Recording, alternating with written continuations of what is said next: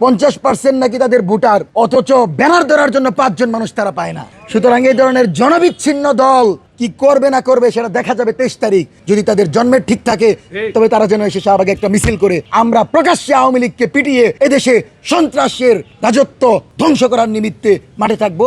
আওয়ামী লীগ তাদের রাজনৈতিক অবস্থান ধরে রাখার জন্য এতদিন অন্তত ক্ষমা হইলেও চাইতো, কিন্তু আওয়ামী লীগ ক্ষমা পর্যন্ত চায় নাই।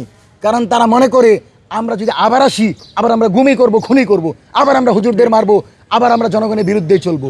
সুতরাং আওয়ামী লীগের ফিরে আসা সম্ভব না, এটাই আমার কথার মূল বক্তব্য।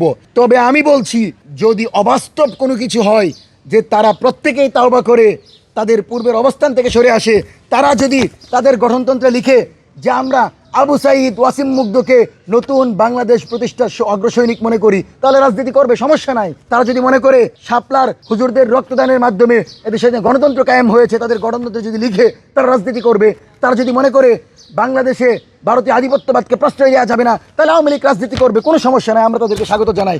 কিন্তু এর বিপরীতে অন্য কোনো প্রক্রিয়ায় আওয়ামী গুপ্ত বাহিনী বাংলাদেশে রাজনীতি করতে পারবে না, এবং বাংলাদেশের সবচেয়ে বড় গুপ্ত হচ্ছে আওয়ামী লীগ। সেজন্য এই গুপ্ত আওয়ামী লীগের রাজনীতি যেভাবে বন্ধ আছে, ঠিক একইভাবে জাতীয় পার্টিও এখন গুপ্ত সংগঠন, এদেরকে দ্রুত সময়ের ভিতরে রাজনীতি বন্ধ করার দাবি জানাচ্ছে। 16 বছর নাকি বাংলাদেশের উন্নয়নের জোয়ার বসিয়ে দিয়েছে, 50% নাকি তাদের ভোটার, অথচ ব্যানার ধরার জন্য 5 জন মানুষ তারা পায় না। সুতরাং এই ধরনের জনবিচ্ছিন্ন দল কি করবে না করবে সেটা দেখা যাবে 23 তারিখ।